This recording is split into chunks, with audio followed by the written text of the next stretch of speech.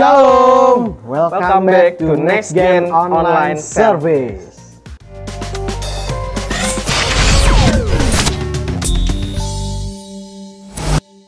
Oke, balik lagi sama kita nih bro. Saya Eka Raja dan aku Nando. Oke, kita masih akan bahas tentang tema minggu lalu ya. Yes. Bahas apa bro minggu lalu?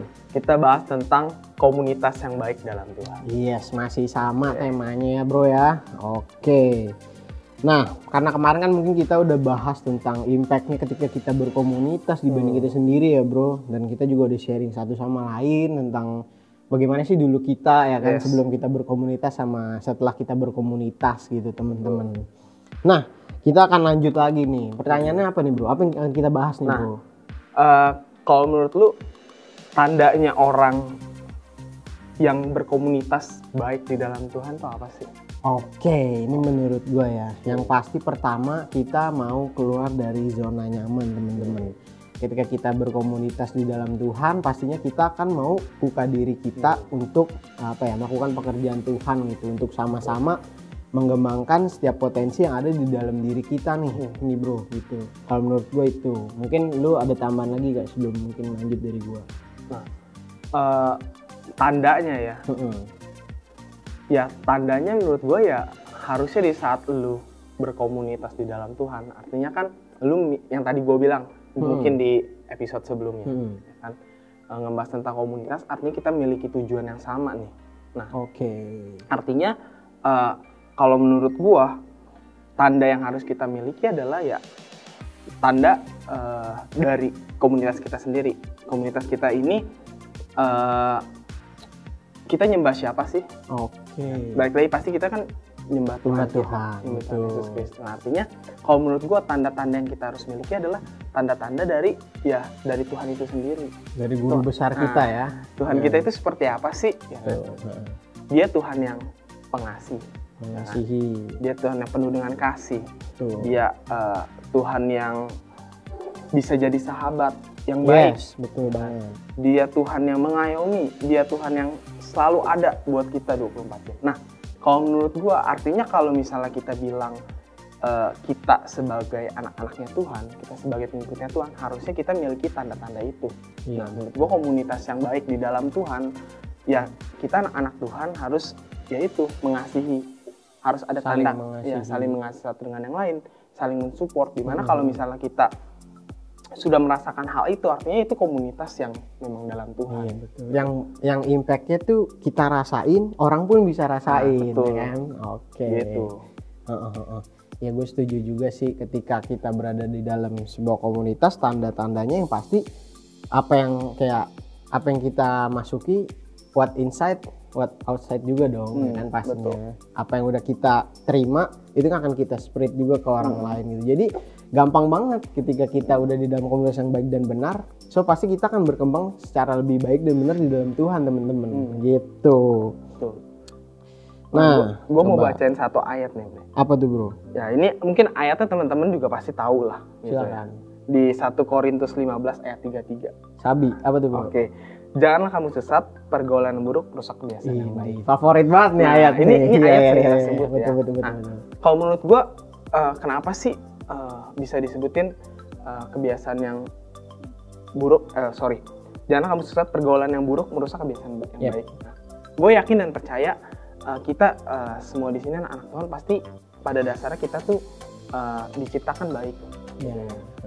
Nah, makanya kenapa Tuhan ajarkan kita lagi untuk ya setiap kita dikasih kehendak bebas gitu ya, untuk memilih komunitas, untuk memiliki pergaulan gitu ya. Tapi ya sebisa mungkin kita jangan gunakan free will itu untuk hal-hal yang tidak baik. Iya, hal yang tidak baik yang ya seperti minggu lalu juga, beberapa minggu lalu yang teman kita bahas tentang kebebasan. Nah, betul. Nah, jangan sampai kita BE dan Hans. Nah, betul. Tonton yang belum nonton. Nah, di sini nih. Di sini nih. Apa di sini nih? Iya. Nah, intinya ya kita jangan gunakan kebebasan itu juga sebagai satu hal yang sia-sia ya. Sia-sia. Nah, akhirnya ya itu yang tadinya Tuhan menciptakan kita ini baik loh. Dia menciptakan segambar dan serupa dengan diri dia sendiri gitu. Ya jangan sampai ya karena kita salah pergaulan dan akhirnya merusak siapa kita di dalam Tuhan gitu ya, mindset kita, ngerubah pola pikir kita yang akhirnya ya nggak sesuai dengan firman-Nya Tuhan gitu, akhirnya merusak kebiasaan-kebiasaan yang baik yang sebenarnya Tuhan sudah tanamkan dalam diri kita. Oke. Nah, terus juga nih bro, kalau kita lihat kan ada di komunitas itu suatu hal yang positif ya sebenarnya ya. Nah, tapi kadang-kadang nih ada juga nih tantangannya nih di dalam kita berkomunitas gitu kan. Nah, kalau menurut lu nih bro, atau sepengalaman lu, apa sih tantangan yang lu hadepin ketika di dalam sebuah komunitas, dalam sebuah circle? Kalau menurut gua, pertama mungkin karena balik lagi kita bersosialisasi ya, kita berkomunitas, artinya kan dari banyak kepala. Oke. Nah, di mana setiap orang punya pendapatnya masing-masing. Dan menurut gua salah satu tantangannya adalah di mana lu bisa menghargai pendapat orang lain di dalam komunitas itu sendiri, karena ya balik lagi ya ujung-ujungnya apa sih gitu. Kayak kita di gereja sekarang gitu ya, ujung-ujungnya apa? Kita untuk kemuliaan nama Tuhan. Jadi jangan sampai kita melupakan esensi itu. Jangan sampai karena ego kita sendiri, ya kan, artinya ya bukannya Tuhan yang dipermuliakan, malah ego gua. Ego kita sendiri dan diri kita sendiri gitu. Gue maunya A, padahal yang lain gue B, gue C. Nah, di situ justru kita harus bersatu tujuan ya. Jangan sampai kayak menara Babel bro, tujuannya salah gitu kan. Nah, akhirnya apa, diobrak-abrik Tuhan gitu. Nah, ketika kita berkomunitas juga gue setuju banget, tantangannya ada ya di situ ya. Ketika kita beda pendapat gitu. Nah, kalau gue dulu banget nih, gue mungkin boleh cerita tantangan awalnya ya pas mulai disuruh tuh, ayo mulai belajar pelayanan, mulai belajar ngurusin listrik gitu sebelum kita pulang ibadah gitu. Nah, dari situ mungkin gue yang ngeluh gitu. Nah, di situ tuh tantangan gue bro, sebagai kalau kita mau melayani gitu, ketika kita di dalam circle kan kita yang kayak tadi sebenarnya lagi diajarin gitu untuk gimana kita ke depannya jadi setiap perkara kecil temen-temen. Jadi gue diajarin buat mati-matiin listrik, sound system dulu setelah ibadah tuh kalau inget ya kan. Nah, di situ menjadi sebuah tantangan buat gue pribadi, di mana jadi bersungut-sungut. Harusnya tuh gue nggak bersungut-sungut temen-temen. Nah, di situ mungkin ada juga teman-teman yang ngerasakan. Nah, itu juga jadi mungkin pelajaran juga ya buat teman-teman ketika kita disuruh sama mungkin kakak mentor kita atau atasan kita atau senior kita, ya jangan bersungut-sungut, tapi ada hal positif sebenarnya di baliknya gitu. Nah, itu tantangan gua waktu itu. Nah, di sini juga gua juga ada ayat nih bro, ada ayat teman-teman di Roma 12 ayat 2. Janganlah kamu menjadi serupa dengan dunia ini, tetapi berubahlah oleh pembaharuan budimu, sehingga kamu dapat membedakan manakah kehendak Allah, apa yang baik, yang berkenan kepada Allah, dan yang sempurna.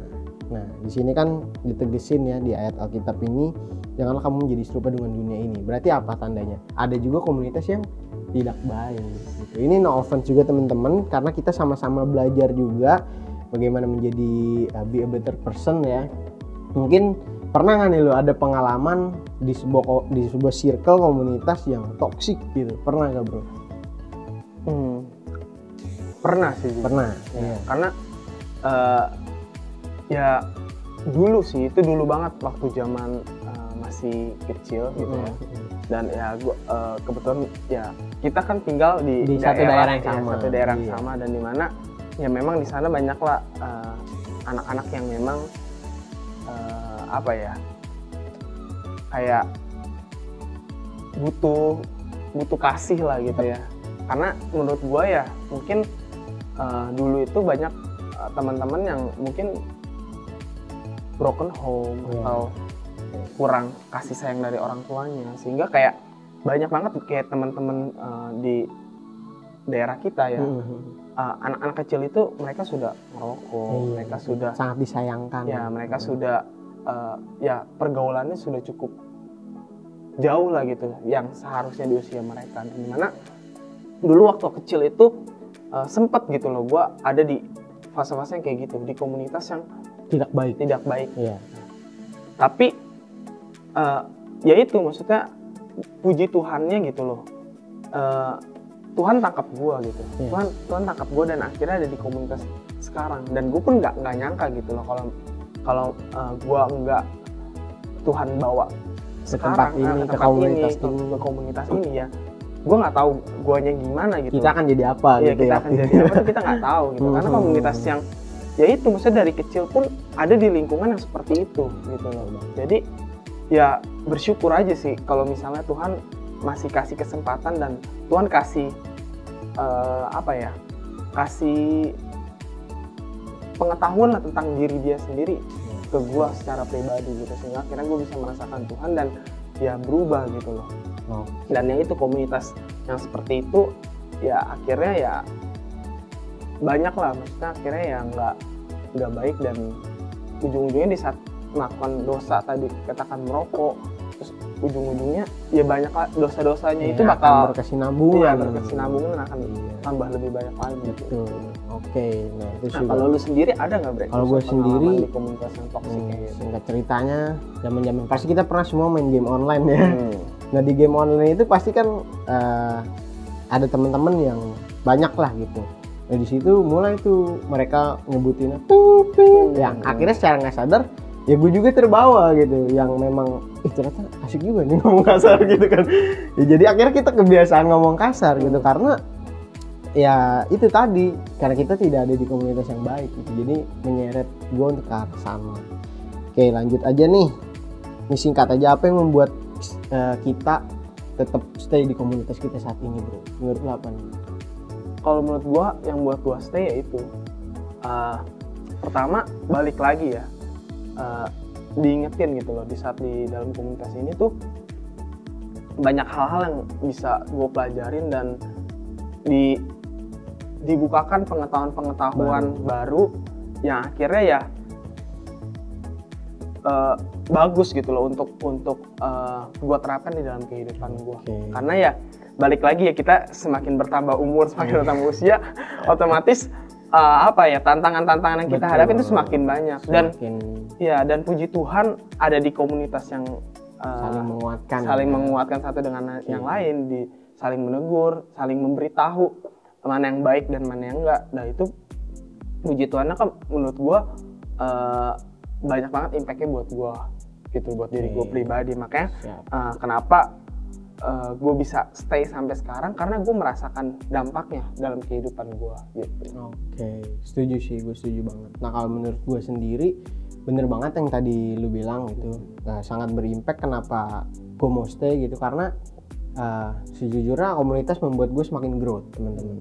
Jadi kita namanya hidup itu kan harus bertumbuh ya, apalagi di dalam Tuhan gitu. Nah dari misalkan gue dipercayakan sebagai ketua Praise and Worship di Next Gen Robinson gitu, yang akhirnya tuh membuat gue semakin dipercayakan hal-hal ya, ketika kita setiap perkara kecil Tuhan bakal percayakan kita perkara yang besar ya pastinya gitu. Jadi kenapa gue mau stay, karena bener banget gue dapat banyak impact, pelajaran-pelajaran baru, dan gue juga melihat komunitas kita itu sebagai rumah gitu. Ketika kita butuh rumah kedua, kita punya teman-teman yang saling support, kakak-kakak yang paling support juga.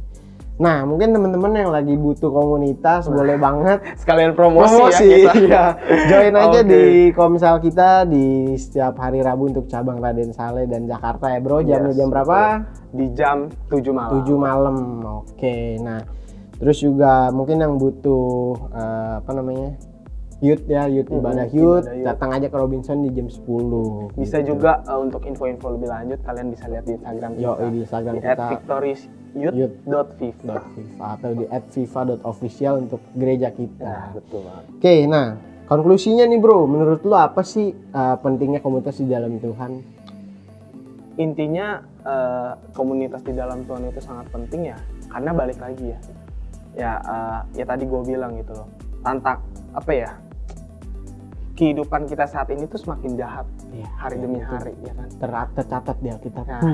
Dan gue merasakan juga gitu loh, maksudnya baik itu di dalam pekerjaan gue, baik itu di dalam bersosialisasi gue segala macam, atau di berita-berita kita bisa lihat lah gitu. Betul. Dunia itu bukannya semakin baik tapi semakin jahat. Nah makanya kenapa menurut gue pentingnya komunitas ini adalah ya ya itu kita bisa saling menguatkan satu dengan yang lain. Di saat lu ada masalah, lu ada pergumulan, lu bisa sharing ke teman-teman lu dan supaya kita tidak melenceng lebih jauh. Nah, betul. Gitu. Dan ada teman-teman yang mungkin sama-sama bisa saling membangun dan setuju banget. Ya tak saling mendekatkan diri lagi sama Tuhan, karena balik lagi ya, kita biar gimana pun kita sebagai manusia pasti kita ada jatuhnya, ada downnya segala macam. Tapi bagaimana caranya kita nggak stay di sana, tapi kita sama-sama mau bareng-bareng nih, kita pegangan tangan untuk berjalan menuju yang lebih baik bersama Tuhan.